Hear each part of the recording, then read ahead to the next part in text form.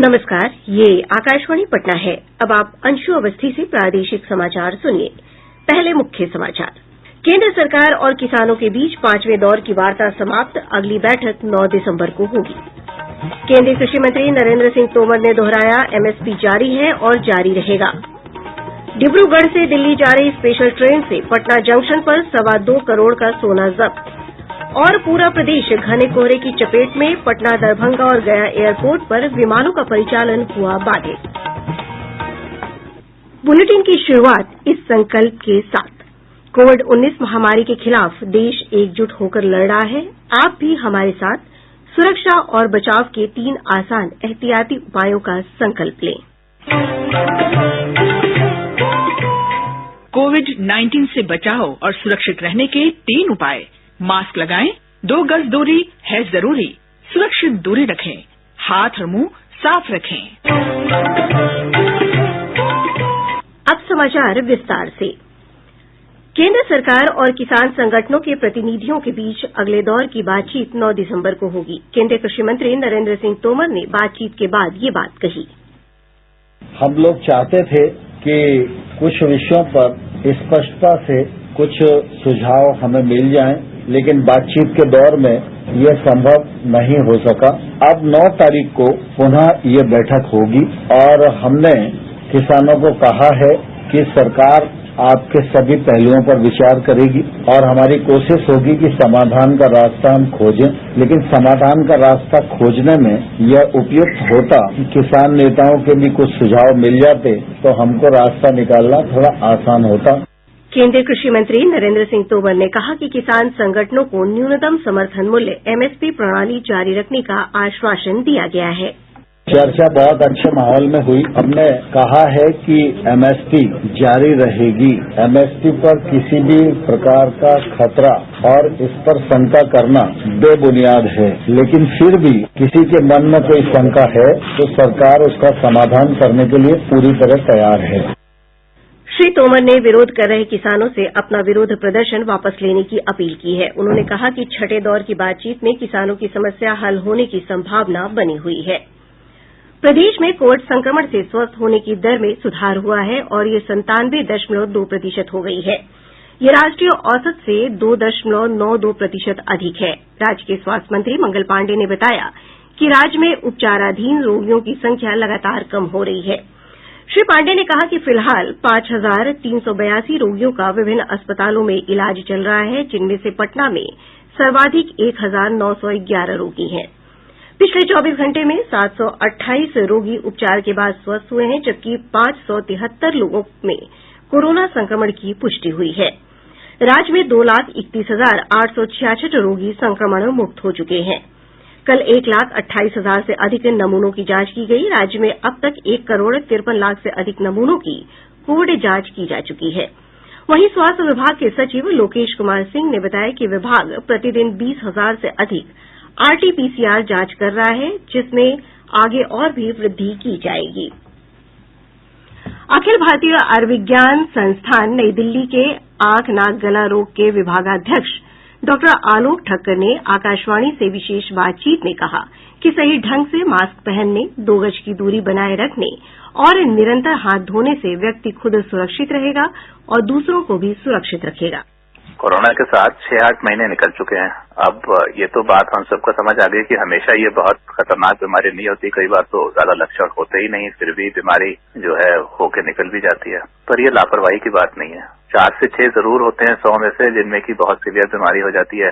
पता ही है आप सबको कि 1-2 में मृत्यु भी हो जाती है। तो इसलिए सावधानी कम करने की कोई बात नहीं बनती है। सावधानी ये समझ के चलें कि अगर कम से कम अपने लिए नहीं कर रहे हैं तो बाकियों के लिए कर रहे हैं। जब आप मास्क लगाते हैं तो आप ये तो जरूर रहता है कि किसी और से आपको इन्फेक्शन नहीं होगा, पर यह भी होता है कि कहीं न कहीं अगर आप में अभी एसिम्प्टोमेटिक वाला कोरोना है तो आप किसी और को ना दें। जैसे समझ लीजिए, जैसे कि जब आप गाड़ी चलाने निकलते हैं, साइकिल चलाने निकलते हैं तो सड़क की बाएं तरफ रहते हैं, इसलिए कि किसी और से आपके लिए आप रिस्क ना बन जाए। इसलिए हमेशा मास्क लगाना बड़ा जरूरी है, अपने प्रोटेक्शन के लिए भी और दूसरों के प्रोटेक्शन के लिए। थोड़े रिस्पॉन्सिबल नागरिक बनना जरूरी है। देश में कोविड के कुल सक्रिय मामलों में कमी आ रही है। स्वास्थ्य मंत्रालय के अनुसार लोगों के स्वस्थ होने की दर बढ़ने से ये संभव हुआ है। स्वस्थ होने वालों की संख्या में गिरावट आने से सक्रिय मामलों की संख्या में कमी आकर ये 6,393 रह गई है। देश में प्रतिदिन रोगियों के स्वस्थ होने की वजह से पिछले 8 दिनों में दर्ज होने वाले दैनिक मामलों में कमी आई है। मंत्रालय के अनुसार स्वस्थ होने वालों की दर बढ़ने से देश में स्वस्थ होने की दर 94.28% हो गई है। पिछले 24 घंटों में 42,533 मरीजों के स्वस्थ होने के साथ ही ठीक होने वाले लोगों की संख्या 90,58,822 हो गई है। इंडियन मेडिकल एसोसिएशन (आईएमए) ने आयुर्वेद चिकित्सकों को सर्जरी की अनुमति दिए जाने के विरोध में 11 दिसंबर को कार्य का बहिष्कार करने का निर्णय लिया है। आईएमए के राष्ट्रीय अध्यक्ष डॉक्टर सहजानंद प्रसाद सिंह ने कहा कि केंद्र सरकार ने आयुर्वेद चिकित्सकों को सर्जरी करने की जो अनुमति दी है, इस आदेश के खिलाफ चिकित्सक 8 दिसंबर को विरोध प्रदर्शन करेंगे। उन्होंने कहा कि इस दौरान कोरोना संक्रमित मरीजों की देखभाल की जाएगी। वहीं आयुर्वेद चिकित्सकों ने केंद्र सरकार के इस निर्णय पर धन्यवाद दिया है। राष्ट्रीय स्वयंसेवक संघ के संघ चालक डॉक्टर मोहन राव भागवत ने कहा है कि कोरोना काल में बिहार के स्वयंसेवकों ने काफी अच्छा काम किया है। उन्होंने पटना में स्वयंसेवकों का आभार जताते हुए कहा कि स्वयंसेवकों ने वैश्विक संकट में लोगों की जमकर सेवा की है। श्री भागवत आज भी कार्यकारी मंडल की बैठक में शामिल होंगे, जिसमें आगामी कार्ययोजना पर चर्चा करेंगे। बैठक में संघ प्रमुख के अलावा भैयाजी जोशी, सुरेश सोनी, मनमोहन वैद्य समेत 4 दर्जन पदाधिकारी शामिल हो रहे हैं। प्रादेशिक समाचार आप आकाशवाणी पटना से सुन रहे हैं। पटना जंक्शन पर डिब्रूगढ़ से दिल्ली जा रही ब्रह्मपुत्रा मेल स्पेशल ट्रेन से खुफिया राजस्व निदेशालय डीआरआई ने 4.25 किलो सोना बरामद किया है। बरामद सोने की कीमत लगभग 2 करोड़ 26 लाख रुपए बताई जा रही है। डीआरआई के अधिकारी राजेश रंजन ने बताया कि इस मामले में एक व्यक्ति को गिरफ्तार किया गया है। अधिकारी ने कहा कि ये सोना म्यांमार से तस्करी कर लाया जा रहा था। पूरा प्रदेश घने कोहरे की चपेट में है, जिसके कल तक बने रहने की संभावना है। आज भी बादल और धुंध का प्रभाव रहेगा। बदलते मौसम के कारण सूर्य के निकलने की संभावना कम बनी हुई है। मौसम विज्ञान केंद्र पटना के अनुसार कल से स्थिति में सुधार हो सकता है। अगर मौसम साफ रहेगा तो अधिकतम तापमान में वृद्धि होगी, लेकिन रात में ठंड बढ़ेगी। वहीं कोहरे के कारण पटना, दरभंगा और गया एयरपोर्ट से विमानों के परिचालन में देरी हो रही है। कई विमान काफी देर से पहुंचे। भारतीय संविधान के जनक भारत रत्न डॉक्टर भीमराव अम्बेडकर को उनकी 64वीं पुण्यतिथि महापरिनिर्वाण दिवस के अवसर पर राष्ट्र आज उन्हें श्रद्धांजलि अर्पित कर रहा है। राष्ट्र निर्माण में डॉक्टर अम्बेडकर के योगदान पर प्रकाश डालने के लिए देश और प्रदेश में अनेक कार्यक्रम आयोजित किए जा रहे हैं। प्रधानमंत्री और सांसद नई दिल्ली के संसद भवन परिसर में डॉक्टर अम्बेडकर की प्रतिमा पर माल्यार्पण करेंगे। राज्यपाल फागू चौहान और मुख्यमंत्री नीतीश कुमार ने लोगों को बधाई देते हुए अम्बेडकर जीवन दर्शन को अपनाने की अपील की है। केंद्रीय माध्यमिक शिक्षा बोर्ड ने प्राइवेट छात्रों के लिए फॉर्म भरने की तिथि 9 दिसंबर तक बढ़ा दी है। इसके साथ ही छात्र 14 दिसंबर तक अपने परीक्षा फॉर्म में सुधार कर सकते हैं। बोर्ड ने कहा है कि आवेदन फॉर्म जमा करने पर छात्रों को नया रोल नंबर मिलेगा। प्रदेश के मध्य विद्यालय, उच्च माध्यमिक विद्यालय के प्रधानाध्यापक के खाली पद लिखित परीक्षा के आधार पर भरे जाएंगे। शिक्षा विभाग के प्रधान सचिव संजय कुमार ने बताया कि परीक्षा आयोजित करने के लिए एक कमिटी बनाई गई है, जो 1 माह में अपनी रिपोर्ट देगी। उन्होंने कहा कि 8 साल या इससे ज्यादा की सेवा पूरी कर चुके नियोजित शिक्षकों को लिखित परीक्षा में सफल होने पर वरीयता क्रम में प्रोन्नति दी जाएगी। वहीं राज्य के निजी और सरकारी विद्यालयों में कोरोना संक्रमण से बचाव के लिए सुरक्षात्मक उपायों को लागू करने का निर्देश दिया गया है। शिक्षा विभाग के अपर सचिव गिरिवर दयाल सिंह ने बताया कि सभी शिक्षा पदाधिकारियों को इसका निर्देश दिया गया है। केंद्र सरकार के दिशा निर्देश के अनुसार राज्य के सभी जल स्रोतों की वर्ष में 2 बार जांच की जाएगी। ये जांच 14 दिसंबर से 5 जनवरी तक चलेगा। साथ ही जांच के दौरान जिस स्थान पर पानी की शुद्धता में कमी पाई जाएगी, उस स्थान पर उसे तत्काल ठीक किया जाएगा। वैशाली जिले के आरक्षी अधीक्षक के पूर्व रीडर अनिल प्रसाद यादव को पटना पुलिस ने ठगी के एक मामले में गिरफ्तार किया है। वर्तमान में रीडर पर विभागीय कार्रवाई चल रही है।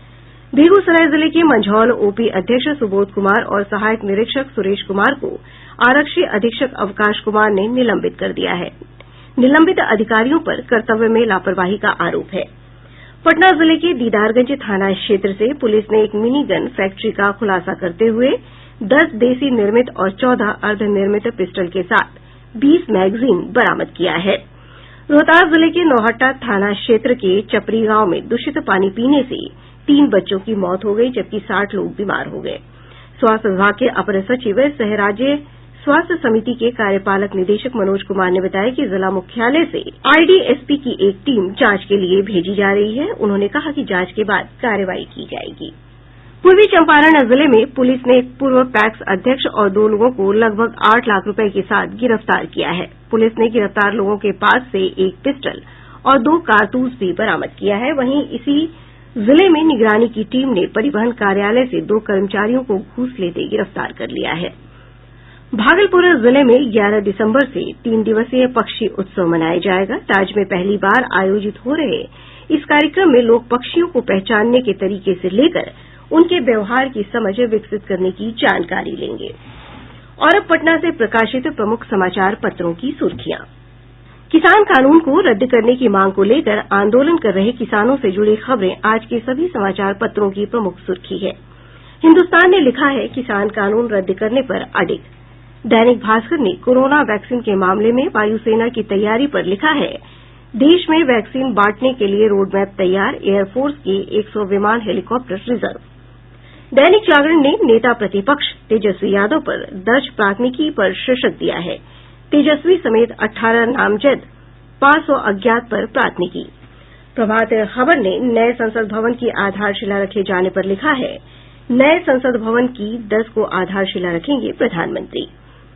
दैनिक आज ने फिजिकल टीचर व लाइब्रेरियन नहीं बनेंगे हेडमास्टर को बड़ी खबर बनाया है। और अब अंत में मुख्य समाचार। केंद्र सरकार और किसानों के बीच 5वें दौर की वार्ता समाप्त। अगली बैठक 9 दिसंबर को होगी। केंद्रीय कृषि मंत्री नरेंद्र सिंह तोमर ने दोहराया एमएसपी जारी है और जारी रहेगा। डिब्रूगढ़ से दिल्ली जा रही स्पेशल ट्रेन से पटना जंक्शन पर 4.25 किलो सोना जब्त। और पूरा प्रदेश घने कोहरे की चपेट में। पटना, दरभंगा और गया में विमानों का परिचालन हुआ बाधित। इसके साथ ही आकाशवाणी पटना से प्रसारित प्रादेशिक समाचार का ये अंक समाप्त हुआ। कोविड-19 से बचाव और सुरक्षित रहने के 3 उपाय। मास्क लगाएं, 2 गज दूरी है जरूरी, सुरक्षित दूरी रखें, हाथ और मुंह साफ रखें।